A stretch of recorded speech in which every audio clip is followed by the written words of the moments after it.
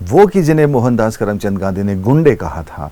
क्या कौमो वतन की जय गाकर मरते हुए राही गुंडे थे? जो बागे गुलामी सह न सके वो मुजरिम शाही गुंडे थे। जो देश का परचम लेके उठे वो शोक सिपाही गुंडे थे। तुम समझो तो कि आस रखो हम आगे बढ़ते जाएंगे। जनता का लहू फौजों से मिला, फौजों का लहू जनता से मिला।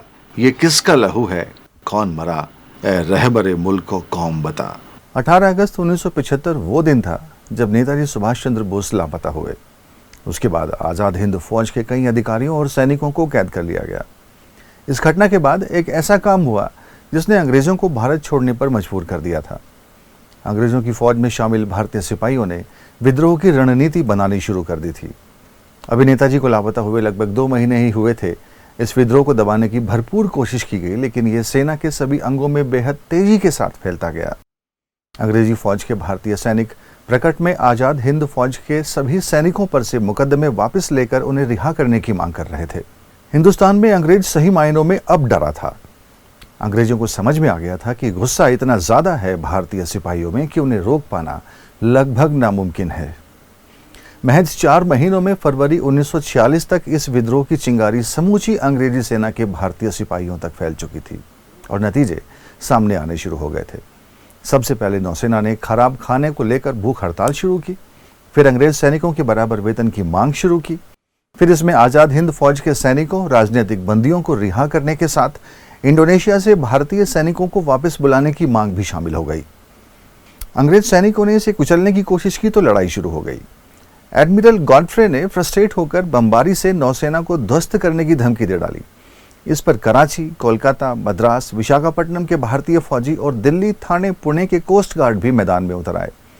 22 फरवरी 1946 तक 78 जहाज, 20 तटीय प्रतिष्ठान और 20,000 नौसैनिक विद्रोह कर चुके थे। इन सैनिकों के समर्थन में नागरिक भी सड़कों पर उतर चुके थे, जिन पर पुलिस ने हमला कर लगभग 300 को मार दिया और 700 के आसपास को घायल कर दिया। अब बंबई और कलकत्ता के पायलट और हवाई अड्डे के कर्मचारी भी इस विद्रोह में शामिल हो गए। सैन्य छावनियों के अंदर भी विद्रोह के ज्वालामुखी के किसी भी क्षण फटने की खुफिया रिपोर्टों से अंग्रेज बुरी तरह से डर गए थे। अंग्रेजों के साथ 2 संगठन और भी डरे हुए थे। इनका नाम सुनकर शायद आपको सदमा लग जाए। ये 2 थे, कांग्रेस और लीग। इन्हें डर ये था कि हिंदुस्तान को आज़ाद कराने का श्रेय कोई और लिए जा रहा है। ये वो थे जिन्हें लेजिस्लेचर के मजे लेने थे। परिणाम स्वरूप ही अंग्रेजों की मदद को आगे आए। उस समय सरदार पटेल ने जिन्ना की मदद से 23 फरवरी को नौसेना को यह आश्वासन देकर समर्पण के लिए मना लिया कि कांग्रेस और लीग उनके प्रति अन्याय नहीं होने देंगे। बाद में पटेल अपने वायदे से मुकर गए। अविश्वसनीय और ऐतिहासिक विश्वासघात किस लिए, आप स्वयं अंदाजा लगा सकते हैं किस लिए। जहां एक और अच्युत पटवर्धन और अरुणा आसफ अली जैसे कांग्रेसी समाजवादी सेना के समर्थन में थे, तो वहीं जवाहरलाल नेहरू विरोध में थे। नेहरू के शब्द थे, ऐसी उच्छृंखल हिंसा को रोका जाना चाहिए। मोहनदास करमचंद गांधी ने 22 फरवरी को कहा, हिंदू और मुसलमानों का एक साथ आकर हिंसात्मक कार्यवाही करना अपवित्र बात है। मोहनदास करमचंद गांधी नौसेना से बोले, कोई शिकायत है तो चुपचाप नौकरी छोड़ दो। इस पर अरुणा आसफ अली ने जवाब दिया कि नौकरी छोड़ने की बात उन कांग्रेसियों के मुंह से शोभा नहीं देती जो लेजिस्लेचर में जा रहे हैं। इस विद्रोह ने कांग्रेस और लीग के चरित्र को सामने लाकर रख दिया था हिंदुस्तान के।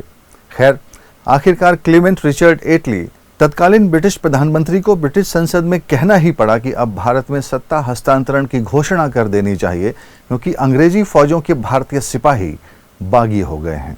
अब वहां टिक पाना मुश्किल है। उसके बाद रची गई बिना खड़ग बिना ढाल आज़ादी देने की पटकथा। ब्रिटेन ने बाद में इसे एक्सेप्ट भी किया कि भारत छोड़ो आंदोलन ना तो कोई सफल आंदोलन था, ना ही उसके दबाव में उन्होंने भारत को आज़ादी दी।